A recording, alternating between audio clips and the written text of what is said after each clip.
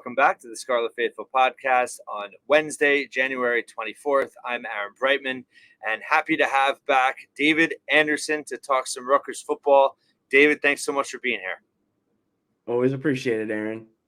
So today we wanted to, being in the off season, second semester is underway now for Rutgers football, some strength and conditioning training as they begin to prepare for the pivotal 2024 season. We wanted to look back at the last decade, specifically for Rutgers football in the Big Ten, and comparatively to how they have charted against former Big East foes. They have obviously had a run here lately in terms of facing former Big East foes and having a lot of success, having 4 wins in the last 3 seasons. Some more of those teams are on the schedule in the future. But wanted to take a look back of where these programs have been, where they are now, and how they're best positioned for the future. So with David, you did a lot of great research for this. Why don't you kick it off?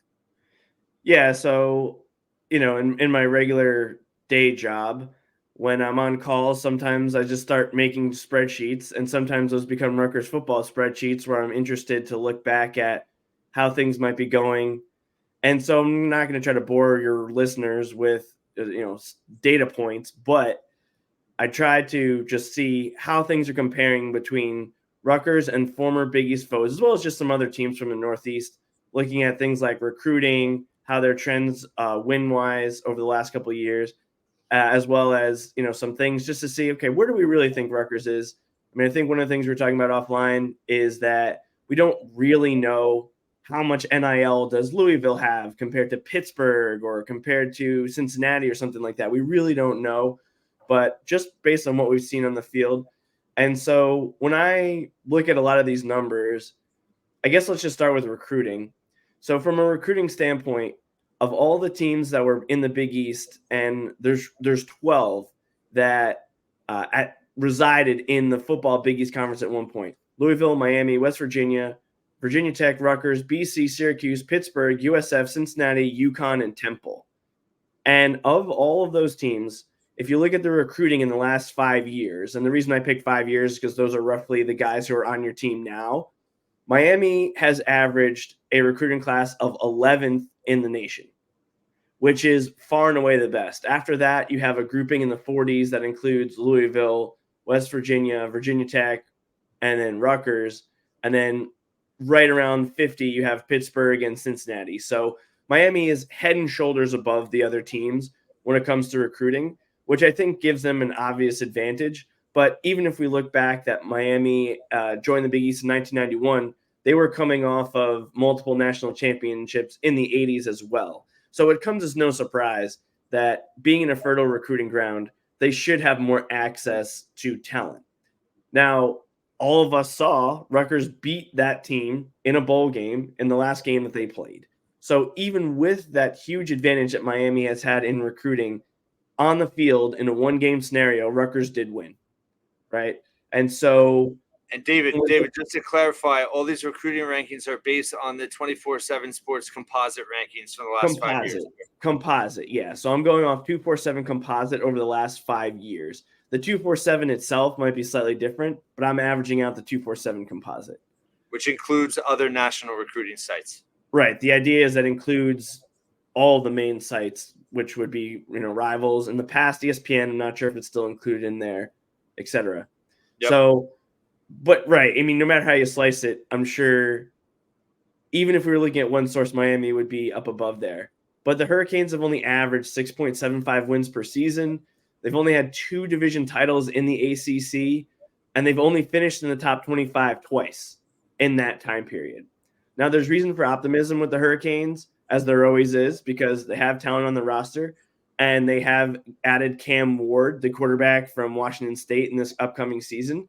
So I do think that long-term as well as short-term, you have to say that Miami is in one of the best positions of all the teams coming out of the former Big East, just like they were before they joined the Big East, while they were in the Big East, and since they've been in the ACC after that.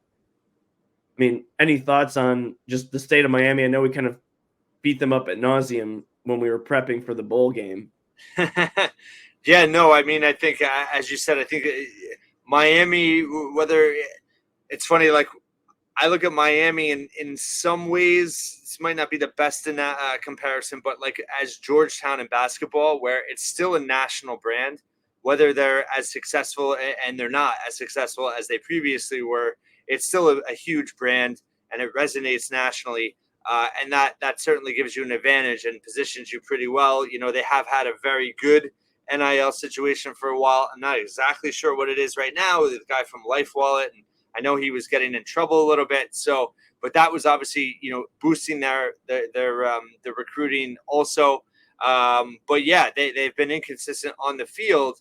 But as a program, and you mentioned the fertile recruiting ground, all that, I think it's hard to argue against that. Even though they've underperformed the last few years, they're still probably best positioned as a program moving forward. Where the kind of the X factor, I think, is the future of the ACC. And I know we're getting into that in terms of conference stability, Right. but that's, you know, you could argue coaching or whatever with Cristobal, and, you know, Miami fans aren't happy with him, but I think the biggest unknown with them is their conference affiliation, and do they ultimately end up somewhere else? But in terms of, again, it goes back to that national brand part that I think no matter where they ultimately are in the future, I think they still are well positioned because Miami is a brand that, you know, it resonates. Right. Yeah, and that probably makes them different than all the other teams on this list, because even when you look at the other teams that were often at the top of the Big East, Virginia Tech, West Virginia, they're not as much national True. brand. I think that, you know, from a just if you want to talk about branding standpoint, the other team that I think is best positioned and arguably probably in a better spot than Rutgers right now is Louisville, or Louisville, as they say. They had a 10-win season this year. They reached the ACC title game. They have Brom as their head coach after a successful run at Purdue. He and his brother obviously both played at Louisville. And if you look at, you know, from a recruiting standpoint, they're, again, in the 247 composite, their recruiting average has been 44th in the last 5 years. Rutgers is at 45.2 average. So they are only a hair ahead of Rutgers in terms of the recruiting. Now, I want to caveat that by saying we know that because of their location being a little bit more in the middle of an area of Kentucky and, you know, Southern Ohio, that's not as thought of as, maybe there's less writers, maybe there's less camps there. It's possible that they're being undervalued in terms of the type of player they're recruiting, but they're in the same ballpark as Rutgers. When you look at their wins totals, I mean, they won 4, 6, 8, and 10 over the last 4 years in increasing. And then they've also added 24 guys from the transfer portal, including 13 guys from the Power 5 this year. So that would lead you to believe that there's probably some NIL there. As someone who used to travel to Louisville quarterly for work for a few years prior to the pandemic, it's definitely obvious how they are the team there. I mean, you go to the airport, people are wearing their gear. You're walking around the streets, people are wearing their gear. There's just advertising everywhere. And so it kind of is an interesting place because it's maybe not the biggest American city, but it is an American city. But they also are, their number one team is their college program, which is not common. A lot of these other schools, like, for example, West Virginia, Morgantown is not nearly as big of a city. So even if they, quote, own the city, it's not as big. So I do think Louisville's in a good position. They do lose Plummer, the quarterback, who played at Purdue, but they have brought in a seventh-year senior who's going to be 25 years old, who played at Oregon and Texas Tech. So we know we got a good laugh out of Cam McCormick coming back to Miami for his 9th season. But there's these other guys coming back for their 7th season now and then. So I do think Louisville's in a good position. And we've seen through several administrations of their coaching staff that they have been able to weather the storm. And then another thing that's quite interesting when you talk about the conference is they are in the ACC, but they're a team that I'm sure if they decided, hey, we just want to go to the Big 12, they could go. And they're also a possible candidate possible for maybe a Big Ten expansion as well. I don't want to say, because there would have been multiple opportunities for the Big Ten to pick them up, but geographically they're in the right place, if that even matters. And they do have a long enough history and a strong enough fan base that you could see them having a lot of different destinations and conference realignment, which positions them in a uniquely good way. Any other Yeah. thoughts on Louisville, who kind of came in as a second generation? They basically, in effect, replaced Miami in the Big East. But other thoughts on them? Yeah, it's a great point about their being a focal point in a city like that. I agree with you. I think they would have a lot of options. I think they probably make the most sense in either the Big 12 or the SEC. Probably the SEC if that ultimately happened. And why we don't know the NIL situation, we know that Louisville has pretty big boosters, and they want to win. And Brahm's going to have all the support he can have there. So yes, I agree. I think they're the clear number two in all of this, because even like down years at Louisville have still been, not bad for other programs. And the fact that they have kind of, you could argue, almost overachieved a little bit just based on those recruiting rankings in the past. Obviously they benefit from a weaker ACC, and that's part of it too. Not necessarily saying they would go to the SEC and be successful, at least right away. But yes, in terms of as a brand, and an athletic department, I think that they would have options. So yeah, in terms of leaving the Big East, I mean, they had a great run there for a while. I'm actually surprised they haven't been that they've had any kind of down period in the ACC, just because I think the ACC is kind of weak, and Miami as well. Like, I think that both programs, even though they're clearly best positioned, and they have, I think, arguably the most financial support, they haven't actually succeeded in the ACC. They haven't dominated the ACC like I kind of thought both of them would. Right. And I think one of the ways to look at that is your bowl appearances and wins, because from a bowl game, yeah, I mean, Louisville has been to 8, Miami's been to 7 in the last decade, but Miami's only won 1. And we know that part of that is because they often have guys go in the NFL, transfers, things like that. But Right. Louisville's only won 3 of their 8 bowl games in the last decade. They've had each team has had 1 10-win season. And so you would have thought that there might have been more improvement there with that situation, which kind of leads me to, or go ahead. No, I was going to say, so we kind of talked about those two teams. Now, how do we look at, I mean, and I think the reality is, right, Rutgers was never really at their levels consistently. There were years that obviously Rutgers had success against Louisville in the Big East, of course, 2006. And, that Mike Teal's last year was 2008 when he bludgeoned them with with the passing records and all that. But, overall, over time, Louisville has been the more successful program. So now let's look at Rutgers comparatively to kind of who we've always interpreted as their East Coast rivals with BC, Syracuse, even Pittsburgh, and how we see that right now. Yeah, so when I was doing some of this research, there seemed like a clear line of demarcation between West Virginia and Virginia Tech above, and then probably Rutgers, and then you get a grouping of BC, Syracuse, and Pittsburgh. Now, in the case of Pittsburgh, it's a little bit interesting because they do have 7 bowl games, 2 bowl wins. They had a 10-win season in 2021 when they won 11 games and won an ACC title, which is the only team that has won an ACC title from this list, really any conference. That's of crazy. the former Big East schools, other than Cincinnati, who won the American. We'll get to them in a minute. But between BC, Syracuse, and Pittsburgh, Rutgers has recruited better than all 3 of them. They have had less overall wins. BC's been averaging 5.5 over the last 4 years, Syracuse 4.75, and Pittsburgh 7.25. But Pittsburgh only won 3 games this year. The bottom completely fell out on them in a non-stacked conference. There's people just wondering what the heck happened.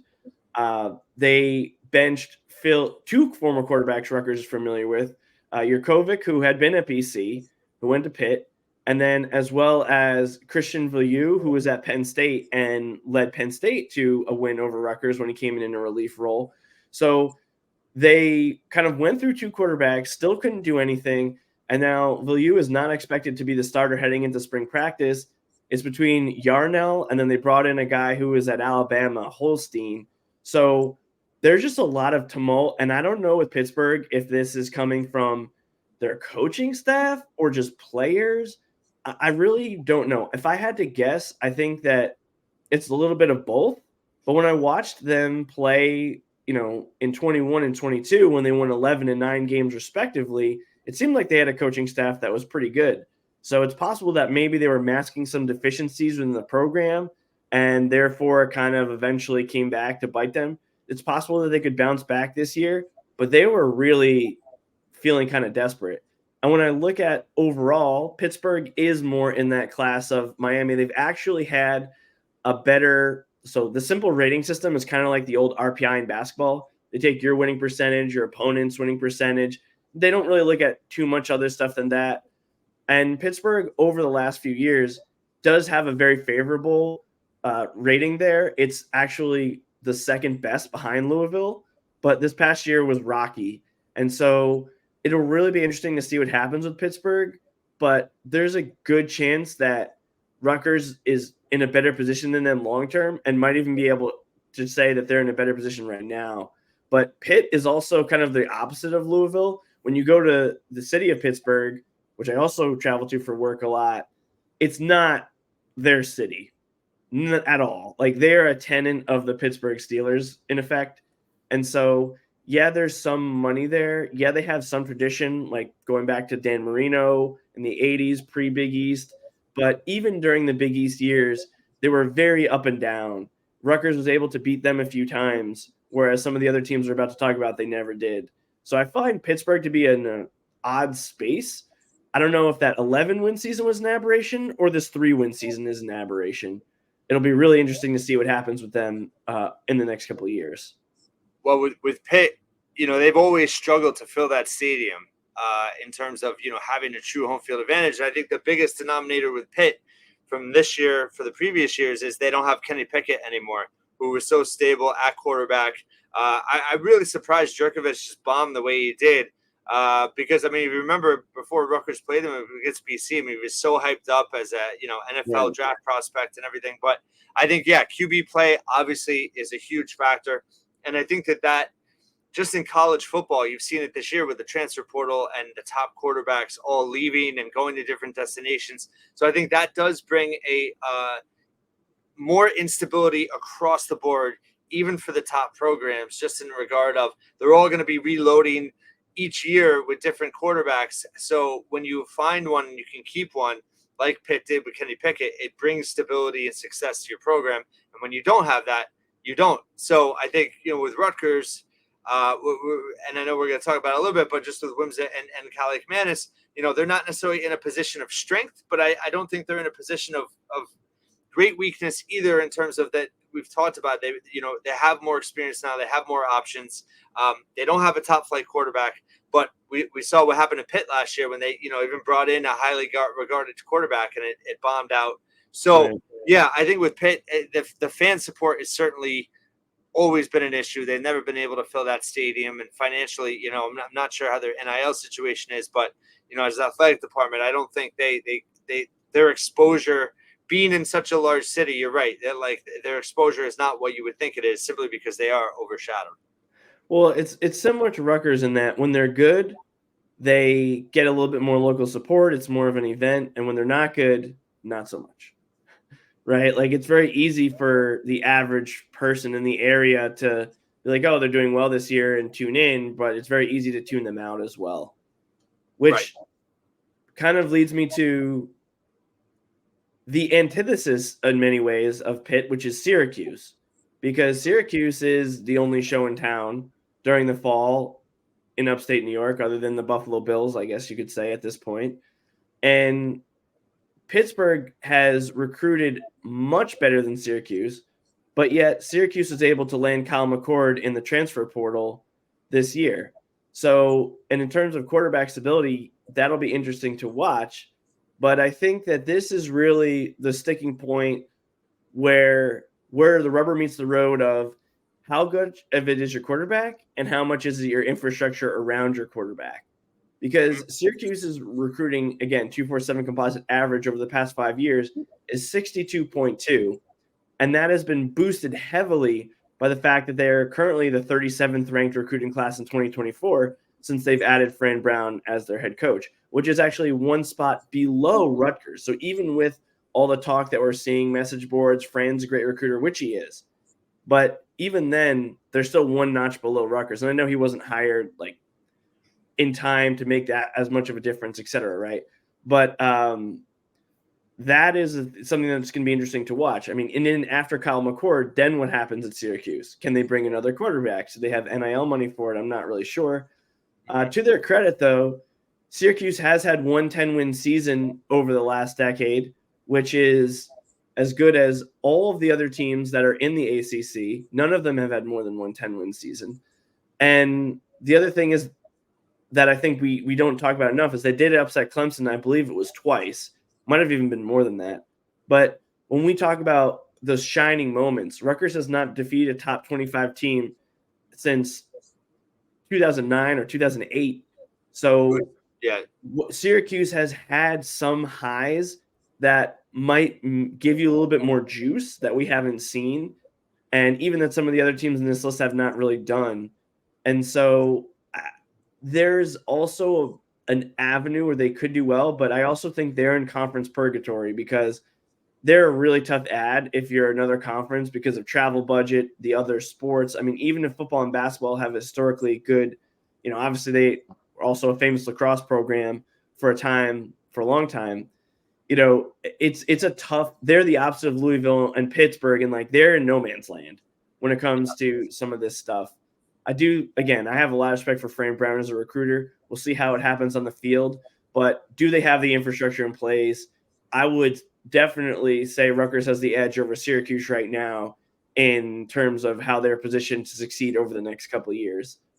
Any other thoughts? I have Syracuse and Pittsburgh together because they're kind of polar opposites, but at the same time, at the end of the day, they're kind of scoring along the same lines in many of these categories, other than wins on the field, which Pitt overall has been more consistent with lately. Yeah, Syracuse is an interesting case simply because they are in transition with Fran Brown. Obviously, they're boosted somewhat by first year coach recruiting. He obviously hasn't had the full cycle. He definitely raised a lot of NIL. Kyle McCord was certainly a big ad, and NIL was certainly a factor there. I think there's some concern in terms of the impact he can have long term in terms of recruiting New Jersey and how that will impact Rutgers. My argument always with Fran Brown with will he hurt Rutgers is that Rutgers never really did particularly well in South Jersey before Fran Brown and hasn't done particularly well without him. So now that he's at Syracuse, sure, I guess he's going to go in and get some guys from there, but Rutgers has never, it's not like an area they've always done well, and then now they're going to lose out in that area. So I kind of feel like maybe that logic doesn't make sense, but to me, it just makes me feel like it's not, he's going to do his thing. Rutgers is going to do their thing. You would always love Rutgers to be more successful in South Jersey, and maybe with some of these new hires, on the defensive line, that will help. But I think that long term, yeah, he's still got to prove he can coach. I think one interesting fact, I think as a first year, there's a lot of pressure on him because he got McCord, and that schedule on paper is very manageable. So, I feel like if they don't get at least 8 wins in that schedule, you could argue that that's a disappointment, and that's asking a lot, I think, for a first-year coach. So it's going to be interesting to see how he does that. I don't think it's guaranteed success. I think some of the challenges you mentioned are valid, and it's interesting, right, because their future is very unstable because they are in the ACC and the way they are geographically and all that. And Rutgers, which we're going to discuss in further detail, but they are more stable because of their positioning in the conference. However, you could argue that on the field, their ceiling is lower because their competition is so much greater, where Syracuse, again, looking at that 24 schedule, is, there's a lot of opportunity for them to have a huge season. I know some people, and I talked about it last week, about Rutgers having a more favorable schedule, and that's definitely true. But again, you're always going to be in the Big Ten. Now you're adding the 4 Pac-12 teams. It's always going to be a much harder schedule than Syracuse has as long as they stay in the ACC. So it's almost like a TBD on there. But I think that if with Schiano at Rutgers, I agree. I think that elevates them over Syracuse in the long run. I think Fran Brown, could certainly elevate them as well. But I think it's a little bit of a wait and see. I don't think it's, assumptions that he's going to elevate them past Rutgers. I think that's a little bit premature. Sure. I mean, again, I think the thing that was so interesting to me with Syracuse is that when Rutgers played them in 2021, right? Yep. And beat them. I mean, Rutgers didn't score a lot of points, but the game wasn't really in doubt for most of it. Tommy DeVito was running for his life. He got benched for Garrett Schrader, and then DeVito goes to Illinois, which, shocking to many of us, was somehow way more of a stable environment for him. He does well. He goes into the NFL and has a few good starts in the NFL after being run out of town in Syracuse. So to me, that is an indicator of they didn't really have the team around him to be able to maximize the talents of a guy who was playing on Sundays this past year. Now, I think Garrett Schrader did pretty well. I mean, you saw what Syracuse did, or I should say did not do, without him on the field at the end of the season. They were atrocious, getting absolutely destroyed, unfortunately, for our friend Nunzio Campanile in the bowl game. But it's going to take a lot for Fran Brown to completely redo the infrastructure there. And to your point, even if they have a good season this year when he has a lot of pressure, that may or may not be indicative of a really solid foundation, which is hard to say, which kind of leads me to a team that we thought had a solid foundation, and the other one of that trio, which is Boston College, who, I mean, we act like Rutgers beat the credit out of them, but it's not true. I mean, as much as Rutgers really dominated Syracuse in 21, they did not dominate in BC in 22. That was a dogfight that Rutgers just happened to come out on top of. I mean, I think as the game went on, Rutgers was better and better and better. Like if that game went 6 or 7 or 8 quarters, I think Rutgers would have won by more points because eventually they wore out BC. But, the Eagles are a team that under Hafley, just like some of their other previous coaches, like Steve Adazio, for example, they're solid, but they really don't show very many flashes of beating really good teams. Just like Syracuse beat Clemson twice. I mean, BC in most of their toss-up games, they're competitive. They beat all the teams they should beat, but against anyone good, they just imploded. Like they got absolutely destroyed by Miami this year as well. And I don't think that's necessarily a knock on Hafley, but I do think that this is it's similar to a Pitt situation where if they're doing really well, then the city of Boston might gravitate towards them a little bit. But if they're not, I mean, there's Boston Bruins hockey. You got an NFL town there. There's so many other things that people are doing in that city that it's really tough to do what they've been doing to their credit, which is basically maintain this win space. They've won 6, and then they only won 3, and then they won 7 games. So they have been able to kind of stay steady. I think you're starting to see cracks in the armor there, though, and I'm not sure how much NIL is a factor in this, but they were always able to consistently produce deep offensive lines that I think kept their program at a certain point. And the question is, do they still have that? I mean, this year, Castellanos ran for over 1,000 yards. He passed for 2,000, but he was really a one-man team. And without a quarterback who's that quick, I mean, I don't know what they're going to be able to do. So I think Hafley's a good coach, but I think he's kind of in a tough spot where, much like Syracuse, they're also in somewhat conference purgatory. They were lucky to be scooped up by the ACC when they were, or else they might have descended to the depths of a UConn or something like that. Mm-hmm. Any other thoughts on BC? I know you lived in Boston for a while. Like, what are your thoughts there? Yeah, I was going to say, I lived in Boston for 5 years, and no one cares about BC other than BC grads. They do not resonate with the city at all, other than people that went there. And Chestnut Hill is about, little bit of a T ride or drive outside of the city. They're not, I obviously didn't live there during the Flutie time or when they've been ultra successful. But, from my experience, they're kind of an afterthought other than BC graduates that care. And I agree. I was big on Halfley. I thought that was a great hire when they made it. But I think that, yes, in a way, I think the part of the context of why we wanted to do this episode too is that, for those that are younger fans also, like the perception and kind of the pecking order of the old Big East when Rutgers was in there. I mean, they were all very, near the bottom. Rutgers had some seasons where they were flirting with success, 4, 5, 6 win seasons. Never really able to break through with a bowl, but they were always generally considered below Syracuse, Boston College. Obviously West Virginia dominated Rutgers over time, and those bigger schools like Virginia Tech and Miami, so there's bigger programs, always had a lot of success. And then when they left, but even after that, it was always a struggle. I mean, Rutgers had some success against Syracuse, and BC was not nearly as much. My one win when I was a senior at Rutgers was against Syracuse on a last-minute field goal. So, but listen, people forget. I mean, remember when Syracuse had Donovan McNabb, Marvin Harrison, Kevin Johnson was the guy that played in the pros. Rob Conrad, the fullback. Rob Conrad.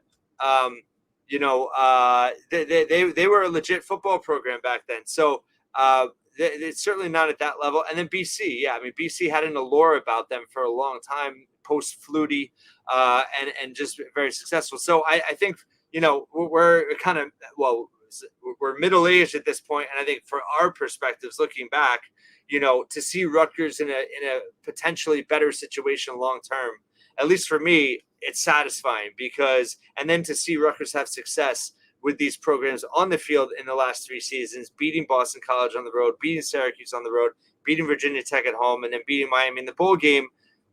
From my personal experience and perspective as a Rutgers fan, that's really satisfying, just based on past history. And then now opening it up and looking at kind of the road ahead with conference stability, with infrastructure. We didn't really touch on facilities too much. Right. But, that's obviously part of it. BC is definitely behind the 8 ball with facilities. I know that's a big struggle for them.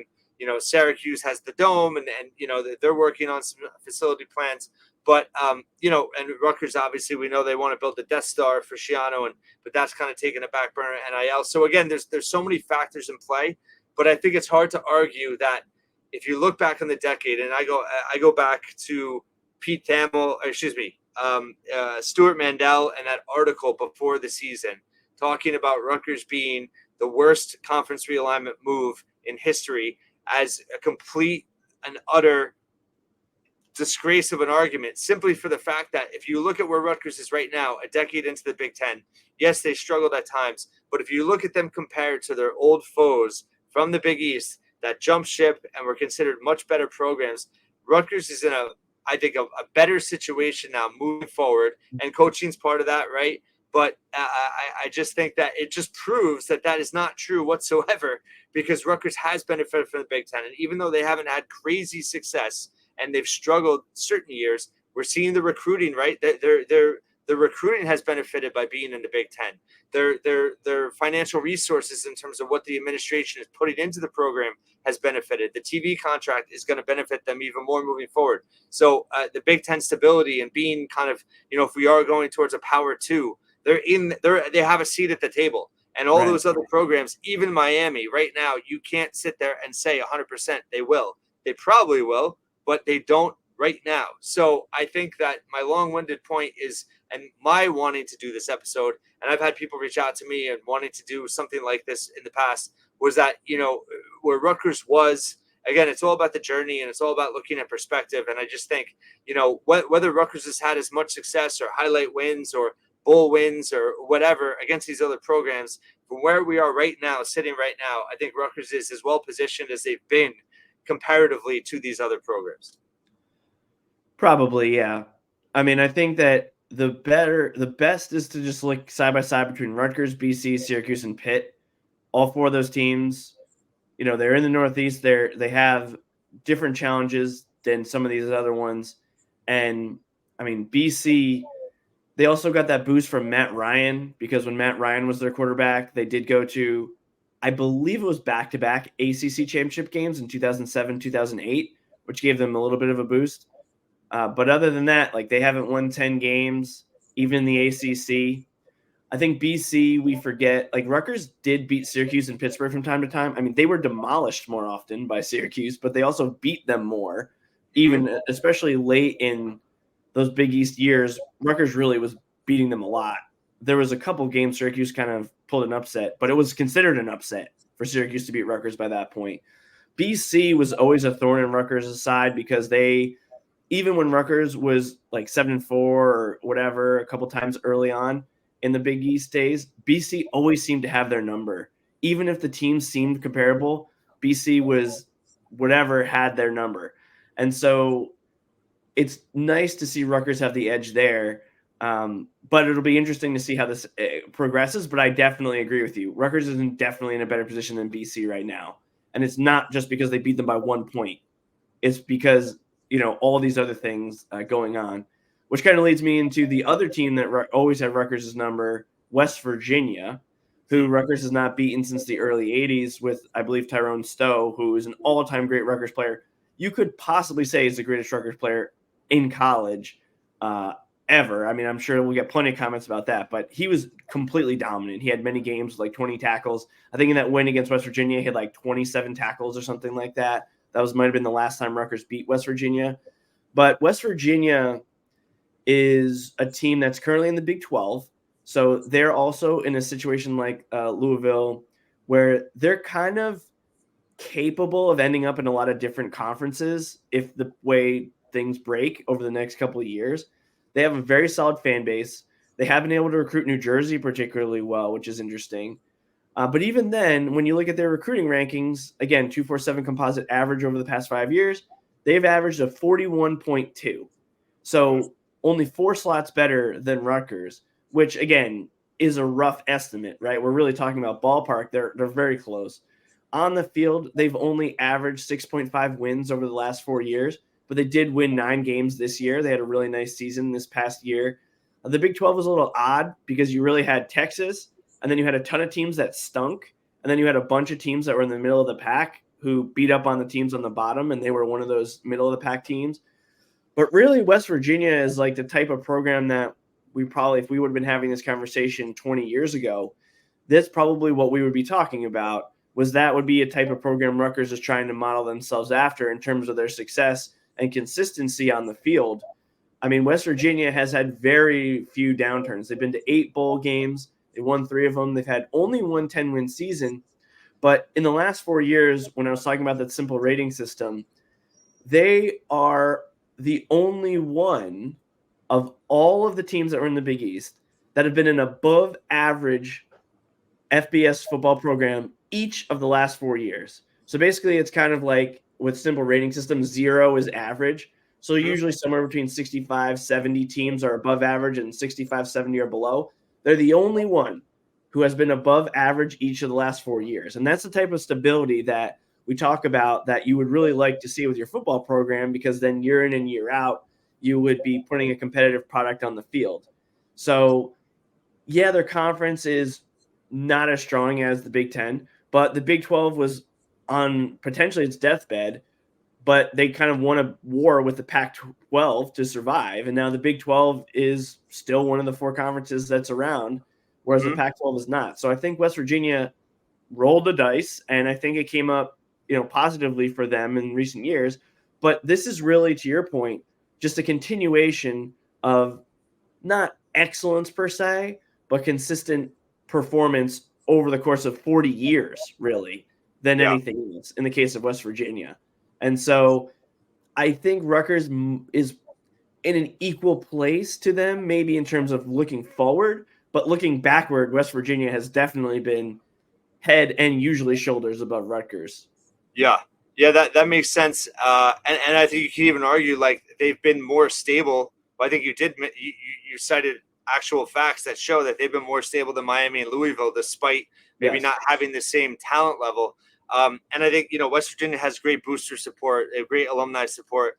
And I think you could even argue now with Bob Huggins being gone from basketball, I think football is going to be able to kind of take their seat back at the top in terms of the pecking order within the athletic department. They have a new AD now. So I feel like football is going to potentially even go up from here. And you're right, the Big 12's kind of been a little bit mediocre in the middle there. So the fact that they've never really fell off, it's like they fell off from the national conversation where they did get that being in the Big East, which maybe is a little ironic because it's an East Coast league. But from a national relevance, yeah, they're not as high, but they are very stable. One last point as we wrap up here. I did a scheduling podcast recently, and people were saying they want Rutgers to play West Virginia. I don't think it's going to happen anytime soon, simply because the Big 12 does play nine conference games. They only play 3 non-conference games, and West Virginia has an ongoing series with Pitt. So I can't ever see them playing Rutgers. Rutgers does have Boston College on the schedule in 25 and 26. They have Virginia Tech on the schedule for next year. So that will be interesting in terms of tracking all this and continuing to prove it on the field. But I agree with you. I think West Virginia is a great program to talk about in terms of where Rutgers is, and one that always dominated Rutgers. But listen, even to just kind of be in the same neighborhood moving forward would be a pretty good good neighborhood to be in. Right. And that, I mean, I know it's a little bit, last minute, but we didn't get to Virginia Tech. And there's kind of a couple of reasons for that for the listeners. One is because Rutgers did play them last year. We talked a lot about it last year, and they've got them on the schedule again next year. So, or I should say this year, however you want to look at it, in 2024. So a lot of that is going to be handled in the wash. If Rutgers goes into Blacksburg and beats them again this year, then pretty much whatever we're about to say on this podcast is not necessarily irrelevant, but it's more of an indicator as to what's happening on the field, especially in a sample size of 2 games. And these other teams, they've only played them once, and anything can happen in one game. Yep. It'll be interesting to see what happens with Virginia Tech, who historically destroyed Rutgers. In terms of where they are overall, their recruiting rankings have been 47.4 on average over the last 5 years. So they've actually been recruiting worse than Rutgers, but they did have a nice 7-win season this year. They really turned it on after that loss to Rutgers. I think Brent Pry is a good coach. They have a good following, but they don't have as many alums as a lot of these other schools. So I'm not sure if but their alums that they do have a good amount of money because it's a very high achieving school, in engineering. So it would be interesting to see what happens with Virginia Tech. And just real quickly, obviously we didn't talk about Temple, who was in 2 stints in the Big East, but them and UConn, their recruiting rankings are below 100 on average. And then USF, they had a bounce back year this year, but they were still considered a below average college team. And then Cincinnati, who has won a lot of games. They've had a couple good seasons, including a playoff appearance, but they just got trucked this year, their first year in the Big 12. So it may be too early to pass judgment on how they're doing. Perhaps they'll right the ship as well. I don't want to take one season and say, okay, Cincinnati stinks now. But they'll be an interesting one to watch over the next few years as well, to see if that was just a flash in the pan or it's a sign of things to come. Great points as always. Virginia Tech, 2 last points for me. I agree. Brent Pry is a very good coach. I think those recruiting rankings will go up over time. I think they are in a good place, and they have a tremendous home field advantage. Blacksburg's a very, very tough place to play, which we'll find out in the fall. But I think they're certainly near the top of that list as well. But again, just for Rutgers to be kind of, I think, in the conversation, and then also, position better long-term versus Pitt, BC, Syracuse, it's encouraging and something to appreciate. And obviously, with Louisville, Miami, Virginia Tech, those are programs that, you're still trying to surpass long-term, just in terms of how we look at things perspective-wise. But again, being in the Big Ten is a game changer. And I think my last point is just we're a decade in. We haven't even scratched the surface in terms of what I think the Big Ten is going to do for Rutgers in this next decade. I think that's what's really most exciting. David Anderson, thanks so much for being back. We'll continue the off-season conversations, and hope everyone enjoyed this topic, and leave comments and send us notes. And if you have any other ideas that you want us to cover coming up, let us know. And thanks for listening and watching the Scarlet Faithful podcast once again.